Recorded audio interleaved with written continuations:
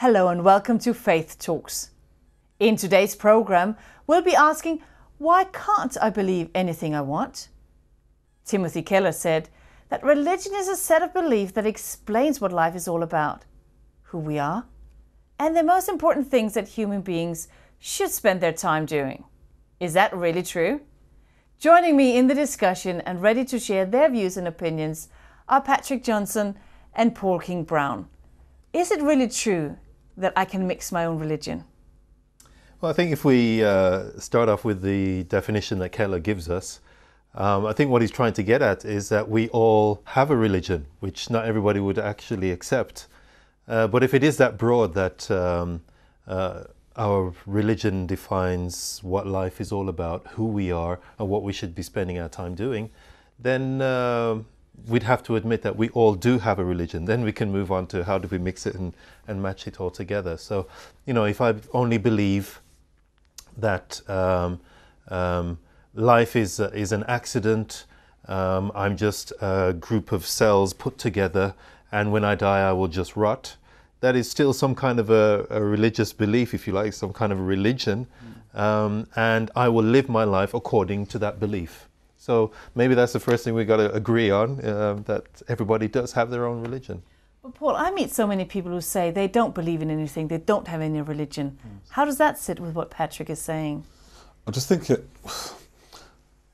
I meet exactly the same people as well, but it seems as though that they're always searching. I have lots of atheist friends who I want to sit down and talk about football, they want to talk about God. And I often say to them, you know, I don't believe in your team, I don't want to discuss this. There seems to be this search, this constant search within us, that we're looking for something. And we're talking about picking religions. I personally believe that as a pastor of a church, sometimes we want people to believe in it in its entirety, when people just want to start somewhere.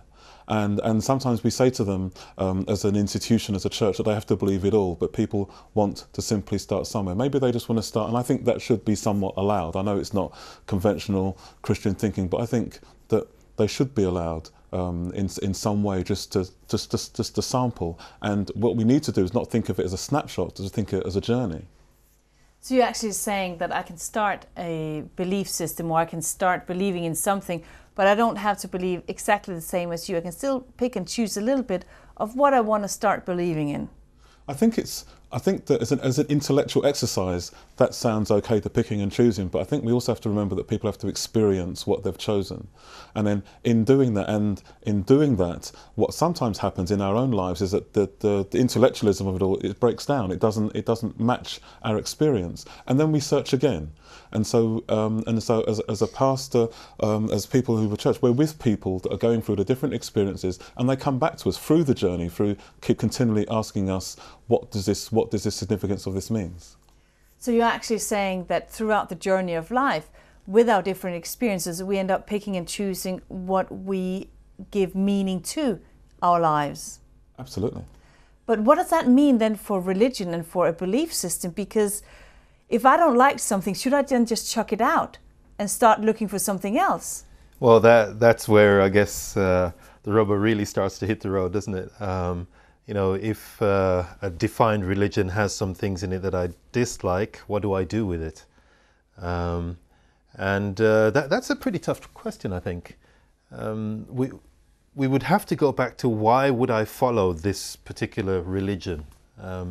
Christianity tries to say that the whole basis of what Christianity is about is a person, rather than a set of impersonal beliefs. And so when you come across something that is a little bit tough or on the edge, you've got to come back to, okay, do I still trust this person? And do I still want to relate to him? And that's Jesus within Christianity.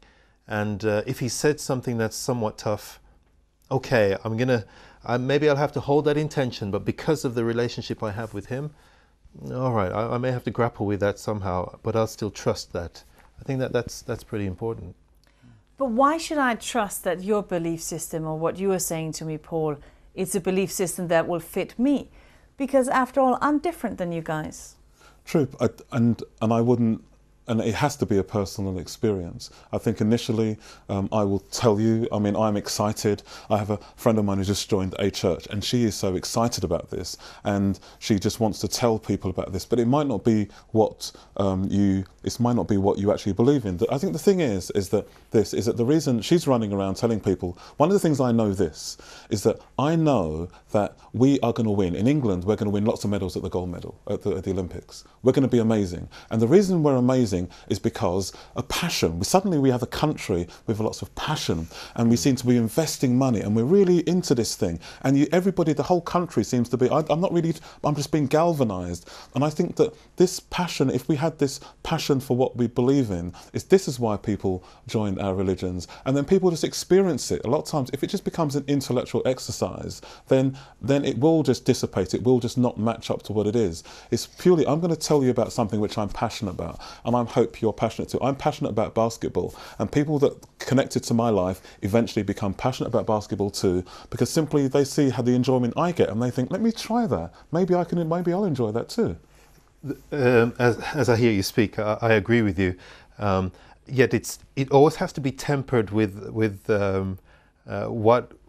what the basic principles or what the teachings are as well. Because if I think about Nazism, that was a very passionate thing for many people, and they got drawn into it, and they were, they moved in a certain direction, which I guess you could call a kind of religion. So yes, the passion is there. I agree entirely.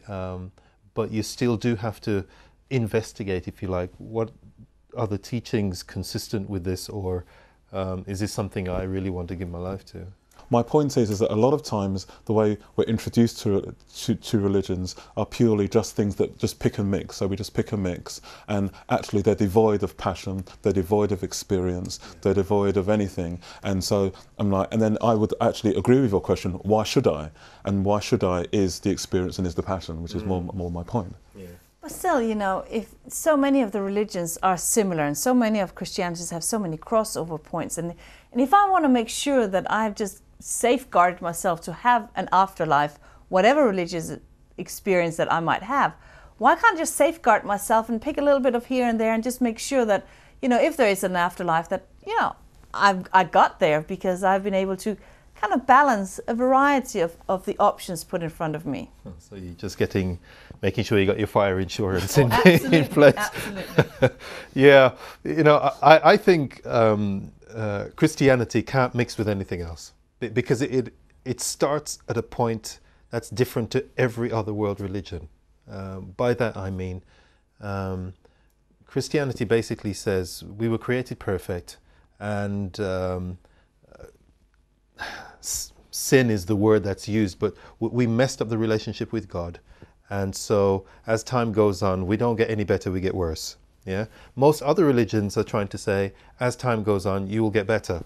Yeah. So they're kind of going in completely the opposite direction. So I don't see how you can actually pick and mix. How would you continue with the belief in reincarnation together with resurrection when Jesus comes back? They're completely incongruent. They won't match at all. Not comparable. No, and so people might think, oh, I can just go in like I would go to Tesco and pick and mix, what I want with the different sweets or whatever it is. But that's not the way it would work with a religious system. I think the question is, why can't you believe anything? I think that you can believe anything you want to believe.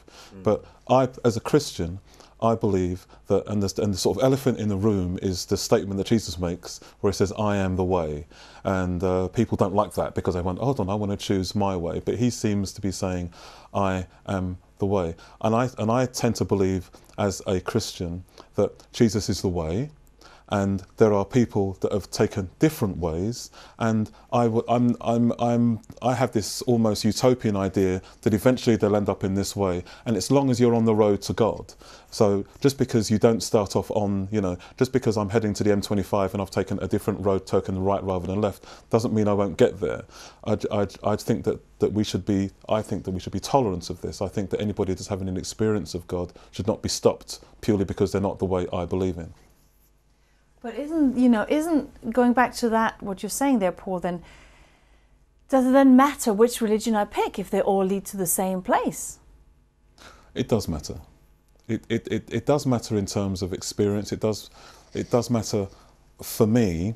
It matters for me because for me, it has to be about the Bible. It has to be very much about the Bible, the content. What is the Bible saying? I think as long as you're consistent with the Bible truth, then that matters. That does matter to me. And I think that being consistent with, as you said, some form of truth, that's why mixing your own religion wouldn't quite work, because you have to, for it to become meaningful, it's not just something you put together because you feel like it. It's actually, it will be meaningful if you know that this is, in a sense, objectively true. Because you're not going to give your life to something that you've just kind of thrown together and made, because it could be completely wrong. We give ourselves to something that we believe is completely correct. So that's why I think it would be difficult to mix and match your own thing. But still, putting that into perspective, if is God really that fussed about all the little details? I mean, if I'm just a good person and a lot of ways leads to God, then why would God care about if I'm this or that religion? And, doesn't it all come together in the end? I simply have to go back to the Bible, and as long as there's the consistencies in the Bible, and as Patrick was saying about the incompatibility. So for me, I simply, when I ever speak to anybody, I have no problem. I say to them, if it's in the Bible, I will believe it. If it's in the Bible, if the pick and mix is from the Bible, it's fine. If the pick and mix is from outside, the answer for me would have to be no. Let's look at what some young people and young adults actually had to say about this topic.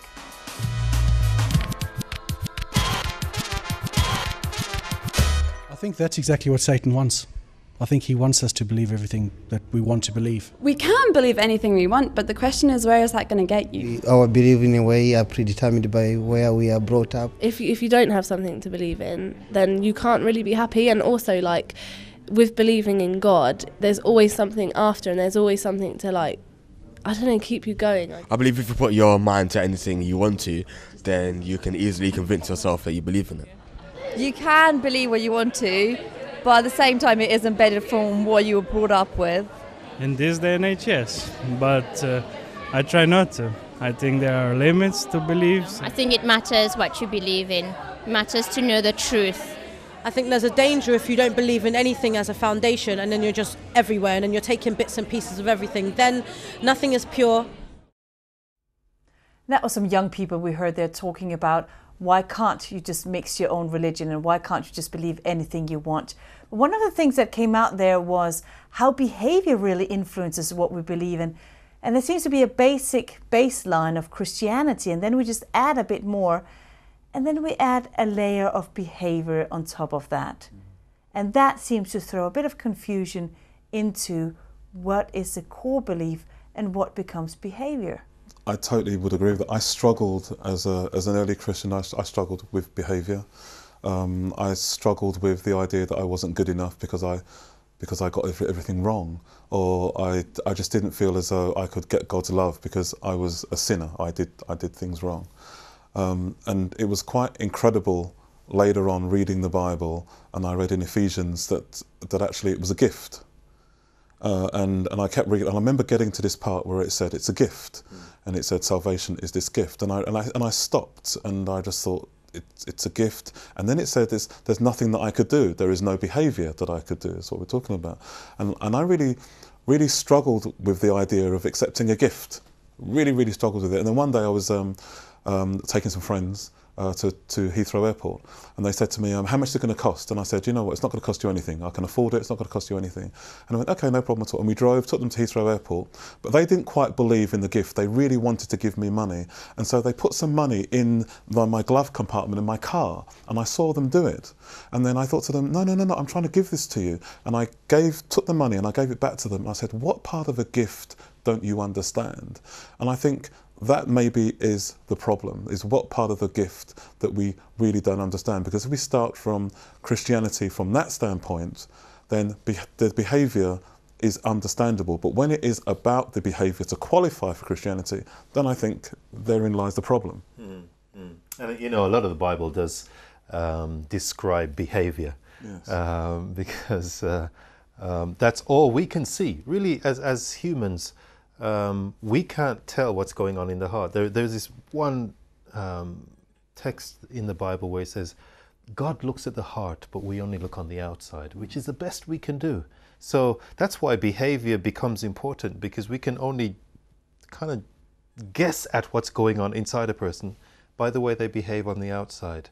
God can look straight at the heart and he knows all the motives and everything else that's going on. And so what can happen then in a religion is that if you think it's all about the behavior, then you start focusing on do's and don'ts and what you should do and what you shouldn't do. Whereas God really is actually looking at the heart, and that becomes very significant. That sounds really, really good. But if we're all looking at the behavior and looking at how people are living out their Christianity, and that doesn't match the belief system that they present us, then, you know, is Christianity then not too difficult to live out? Why should I even bother? Yeah, and I think you have to keep going back to the founder of Christianity, which is Jesus, and seeing what he was trying to say. And he was always trying to say, it's about your heart, it's about your motives. That's the place to concentrate on, not so much on the outward behaviors that you're practicing. It's very basic. As he says, it can all be summed up in this. Love God with everything you are and love your neighbour as yourself. But isn't that what every religion says, Patrick? Isn't that the same as other religions? Isn't even Christianity a bit of a pick and mix from different types of religion? Because that sounds like something like Buddha could have said, or Muhammad, or Confucius, you know. Why is that, why is that uniquely to Christianity? Yes, I think the difference between what Jesus says and any other founder of a world religion is, I think when Paul was saying it, he says, I am the way. None of the others say that. They are trying to point to the way to God. He says, I am God. So you got to basically get to know me. And that's a huge claim. So that says you can't just choose the others and have him as well. He's the only one, in a sense. And that's a whole different discussion. But that says to me, you can't start picking and choosing as you wish. But I think you're right in what your question was about, almost the inconsistencies of Christianity, and I think you're right. I think when people look, sometimes they see this inconsistent behaviour and they think, well, why would I want to be a Christian if it's inconsistent? And I think that is maybe something that we could look at, that there has to be a consistency of behaviour, and there has to be also something which is relevant. It has to be relevant to them as well. Sometimes you're just looking at, it's an old 2,000-year religion, is how does this stuff, how do these principles which have transcended time matter to me now? And that is very much the key, because I think very much that people are looking, I think as I walk around London, I speak to different people and they say, what do you do? And I say, because wow, they want to have a conversation, but they are very troubled by inconsistencies, because they just want a constant. They want to know where they are, where they stand, what you believe, and they'll be quite open to it, but it must be relevant to their lives. But how do you make a 2,000-year-old religion relevant to today, when today is all about picking and choosing what you want to make life good for you? How do you actually marry that with old principles that are just ancient? I think that ultimately 21st century humanity is actually very astute, and invariably call it the secret, whatever's going on, they actually mostly know that it comes back to biblical principles. I have lots of people who do not believe in Christianity whatsoever, but know that within it, as you were talking about the moral code, that people know the moral code, they know that within it, the underlying foundations come from a moral, some sort of Christian standpoint. So I think that people aren't devoid from that. What they want to see, and maybe the reason that they're picking and mixing, is that they've just seen institutional religion fail, and fail badly by the execution and the methodology of people. The search still continues. The search very much still continues. And the reason that I became a Christian was because my religion was capitalism. My religion was very much I had to work hard, that I had to earn money. But within this, it crashed around me. But then I discovered a text in the Bible in Philippians 4 when it says that God gives you a peace. And I remember talking to many people at my company that just wanted peace, that had lots of money and lots of achievements, just wanted peace. And in the Bible, it says that Jesus says, I will give you peace. All you have to do is come to me and I will give you peace. I'll take your burdens off and I will give you this peace. That peace that you're talking about, could we describe that as being an absence of fear? Yes, I guess, if you wanted to define it from a negative perspective, absence of fear, or being able to be calm within a situation that isn't very calm. I think that really is the way in which this piece is described often in the Bible. So it's not that you're never afraid of anything, but that when things are falling apart around you, that you still have this inner security that someone's got hold of this and it's still going to work out well. That I think would describe the peace quite well. Absolutely. And is that peace then something that would only come from being in an organized religion, or would I be able to find that peace at a variety of places? I think that God really wants to give us peace. We're talking about the behaviour. I think the difficulty with the behaviour is that in order to get peace from most people, or to get good behaviour from most people, I have to be good. If I'm good to you, then you will. We're performance-related people, and God actually says, just come. He just says, come and I will give you this. He doesn't say you have to perform for me. He doesn't say you have to be better behave for me. His first principle is for you to just come, and then out of this, then you will behave from it. It's just an order. It's actually the love that he has first, and then the behaviour afterwards. And I think that the piece you're trying to get at as well just reminds me of, it's a Danish philosopher, isn't it, Kierkegaard, that talks about the only way you could have true peace within a religion is if you really believe that it is actually true. And if it's something that I've just put together for my own self, I'm always going to have the doubt, well, maybe I shouldn't have added that, or I should have added this. That's why it needs to be almost an objective truth for you to truly have peace in it, to know, yeah, I really do believe that. It's not something I just made up because I felt that this would be the best thing to have. That's a very important element in it. Yeah. But I think, we're also then looking at when so many different religions and belief systems clash, they create conflict, and they create conflict both between religions but also inside religions. Isn't it just easier if we just keep our faith and our belief system to ourselves and don't bother other people about it, or don't let our belief bother you? That I will not bother you with my belief system, and you won't bother me, and we just keep all the worship and everything just really private, and we will have that peace because we will not be in conflict with other religions. And as a construct, God has asked us to be in a body, to be connected. We spoke about it earlier about community and about being connected, and I think there is no problem with people having different views.